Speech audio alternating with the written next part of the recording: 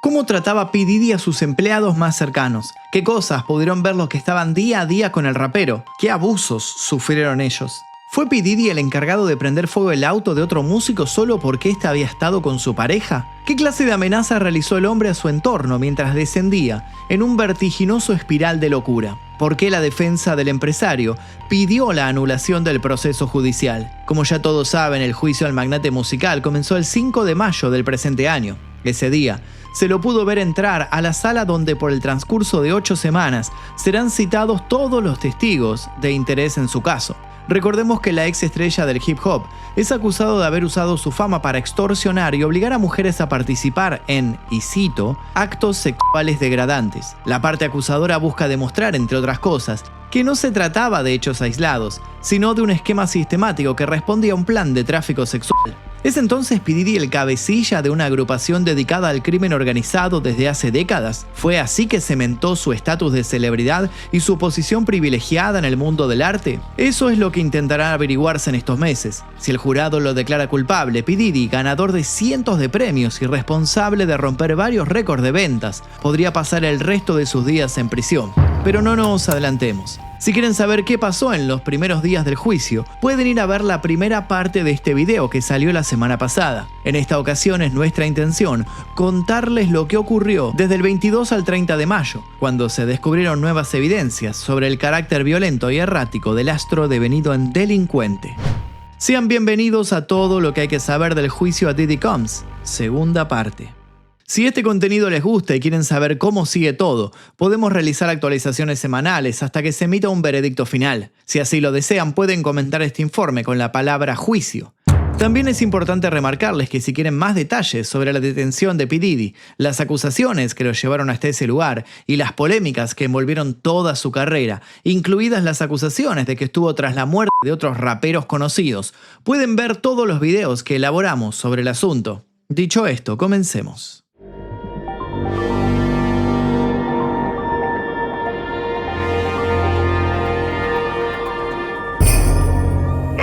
Asistente personal. En nuestro video anterior contamos las primeras declaraciones de George Kaplan, ex empleado de Combs. El hombre había expresado que el rapero disfrutaba de humillar a estrellas y celebridades. Para tal fin grababa las fiestas que se hacían en su casa, fiestas que muchas veces terminaban en encuentros íntimos colectivos. Este material se convertía así en un sutil modo de extorsión. Cualquiera que se metiera con P. Diddy corría riesgo de que se filtraran videos de su privacidad, algo para nada deseable en un ambiente donde la imagen que se muestra es incluso más importante de lo que uno realmente es. En la continuación de su testimonio, Kaplan agregó que en sus 2 años trabajando al lado del imputado, había sido testigo de múltiples casos de violencia. Sin ir más lejos, en una ocasión había escuchado cristales romperse mientras realizaban un vuelo a Las Vegas. Al ir a ver qué pasaba en el compartimiento donde estaba su jefe, lo había visto fuera de sí, con un vaso de whisky en la mano. A su lado, en el piso, Cassie, la por entonces compañera de Diddy, lloraba mientras se tapaba el rostro. En otra oportunidad había podido ser testigo de cómo Combs arrojaba frutas a chicas lastimándolas. Las muchachas apenas atinaban a cubrirse las caras, mientras se veían acorraladas por la imponente figura del sujeto. Tras contar todo esto, Kaplan admitió con algo de pudor que nunca había intervenido, dado que creía que aquello no era algo que le correspondiera. Sin embargo, también remarcó que la situación no lo dejaba dormir en paz, y por eso había terminado renunciando. A pesar de estas afirmaciones, se comprobó que Kaplan y P. Diddy habían seguido en contacto y en buenos términos aún después de que el asistente ya no trabajara para él. El siguiente en subir al estrado como testigo de la fiscalía fue Scott Mescudi, mejor conocido en la industria de la música como Kid Cudi, otro rapero de la escena que habría mantenido un breve romance con Cassie Ventura, mientras ésta intentaba alejarse de Diddy. Al parecer, cuando el otro los había descubierto, había perdido los estribos por completo. Incidente con Kid Cudi. Para 2011 se había vuelto habitual para todos ver a Combs maltratando a Cassie. En diciembre de ese año, el hombre descubría que su mujer estaba en un romance con el rapero Kid Cudi, lo que lo llevó a realizar una serie de polémicos actos que hoy están bajo la lupa de quienes siguen de cerca el caso. Según Cudi, las cosas ocurrieron más o menos así. Cassie lo había llamado cerca de las 6 de la mañana con la voz quebrada. Con evidente miedo y nerviosismo le había dicho que Diddy había descubierto la aventura que tenían. Luego, le había pedido a Cudi que la fuera a buscar. Sentía que corría peligro y no quería estar sola. El músico había cumplido con el pedido, confundido y sin saber muy bien qué paso dar a continuación. Una vez con Cassie, ambos se habían ido a un hotel alejado para pensar en el panorama y evaluar qué opciones tenían para enfrentar lo que estaba por desatarse. Sin embargo, las cosas escalarían mucho más rápido de lo que suponían. Cuando estaban aún procesando la situación, Cassie había recibido una llamada de Clark, la asistenta de Combs por ese entonces. Recuerden ese nombre porque la mujer también sería llamada a declarar y terminaría dando detalles más que impactantes. Lo que importa saber por ahora es que Clark le advirtió a Cassie que ambos, ella y Cody, debían ir a la vivienda de este último, dado que P. Diddy estaba yendo hacia ahí. Según Clark, lo mejor que podían hacer era confrontarlo. Escapar solo iba a empeorar las cosas. Según el relato de Cody, tuvieron una breve discusión sobre si era conveniente seguir aquellas instrucciones, pero finalmente lo habían hecho.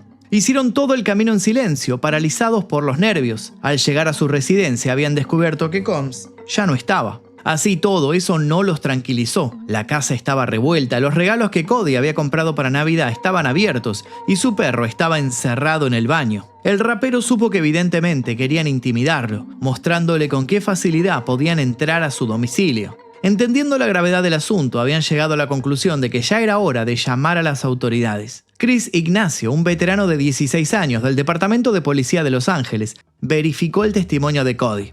Él había descubierto la denuncia y efectivamente había encontrado la casa tal como el otro había dicho. Tras evaluarse este asunto, la fiscalía pasó al siguiente punto. Poco después de este incidente, el auto de Cody se había prendido fuego. ¿Accidente? ¿O P. Diddy seguía haciendo gala de su espíritu matón y su impunidad?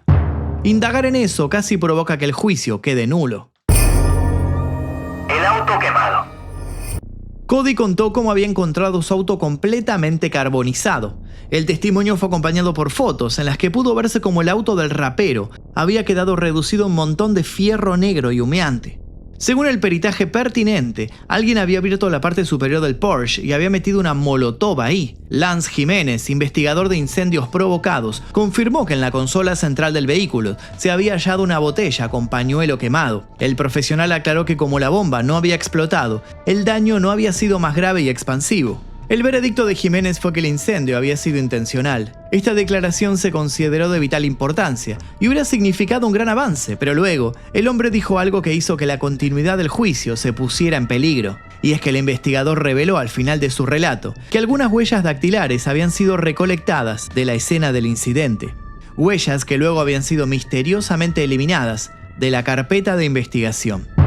El modo en que lo dijo sugería que Combs podía estar atrás de esta desaparición de material. En ese momento se desató el caos. La defensa de P. Diddy aseguró que no había pruebas para suponer que su defendido pudiera hacer desaparecer evidencia en una investigación tan grave y sensible. Dar por sentado aquello era creer que Combs podía sobornar a las autoridades, lo que incluso invalidaría el mismísimo juicio que se estaba llevando a cabo. Además, siempre según la defensa de Combs, esta clase de insinuaciones puede tener un rol coercitivo sobre los jurados. Por todo esto, la parte defensora solicitó la anulación inmediata del juicio, lo que hizo que muchos en la sala contuvieran la respiración. ¿Acaso podía venirse todo abajo por una declaración poco afortunada?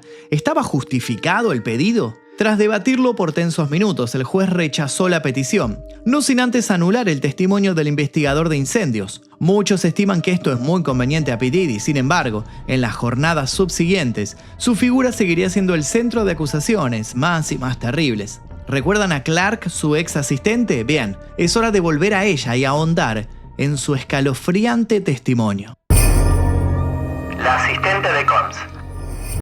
La tercera semana de juicio comenzó con el testimonio de Capricorn Clark, ex asistente de Sean Combs. Sin muchas vueltas, la mujer contó cómo había sido retenida contra su voluntad por su entonces jefe en 3 ocasiones. En una de ellas incluso había sido sometida a un detector de mentiras para averiguar qué había pasado con unas joyas que habían desaparecido días antes. Según reveló la ex asistente, trabajar para Combs requería un alto nivel de exigencia, con jornadas laborales que empezaban a las 9 de la mañana y a veces podían concluir a las 4 a.m. del día siguiente. Según sus palabras, Combs tenía días en los que resultaba encantador y en los que lograba que su ambición se contagiara. Siempre repetía que quería romper las barreras que el mundo de los blancos había impuesto para la gente de color en el siempre competitivo universo de los negocios.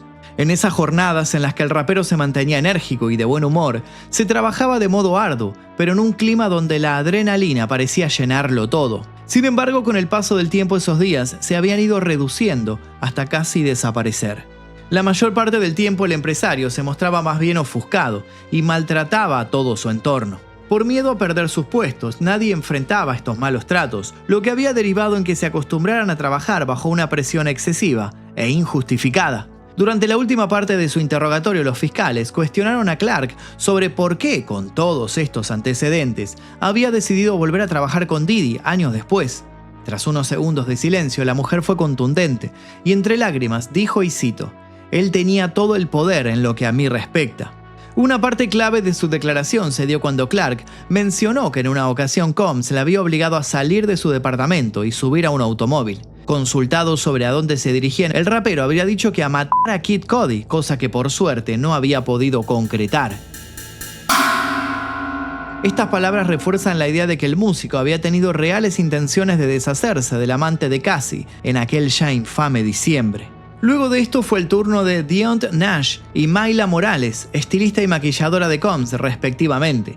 Ambos coincidieron en que su contratante siempre se había comportado de modo desagradable y que no le temblaba el pulso a la hora de golpear o someter a sus parejas delante de los demás. Insultaba a todos de modo inescrupuloso y si alguien lo contradecía o se animaba a enfrentarlo, comenzaba a proferir amenazas, generalmente ligadas a que si él así lo quería, podía hacer que ya nadie los volviera a contratar. Más allá de que con eso quedó corroborado el espíritu tirano y manipulador del empresario, lo más fuerte llegaría con la declaración de otra ex empleada, Mia, una chica que aparte de ser expuesta a toda clase de maltratos laborales, fue abusada por el acusado. El relato de Mia.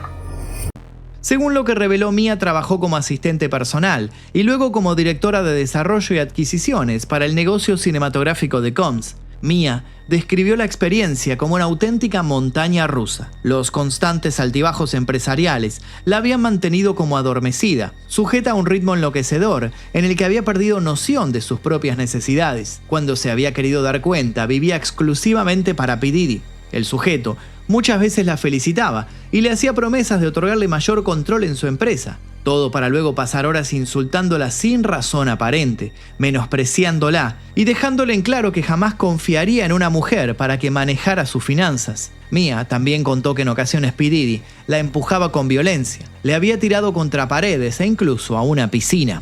También le arrojaba cosas, desde libros a una computadora. Lo peor llegó hacia el final del testimonio, donde Mia contó cómo, al momento de conocerse, P. Diddy le había invitado a su habitación a solas. Allí el músico le había dado una bebida que sospechosamente la había mareado de sobremanera y luego había procedido a abusar de ella. Mia también reveló que Combs mandaba espiarla cuando estaba con Cassie. Si ambas hacían algo sin su autorización, Jan las amenazaba con hacerles algo realmente aterrador. Mia concluyó con una valiente apreciación y cito: «Tengo que decir la verdad, toda la verdad y nada más que la verdad.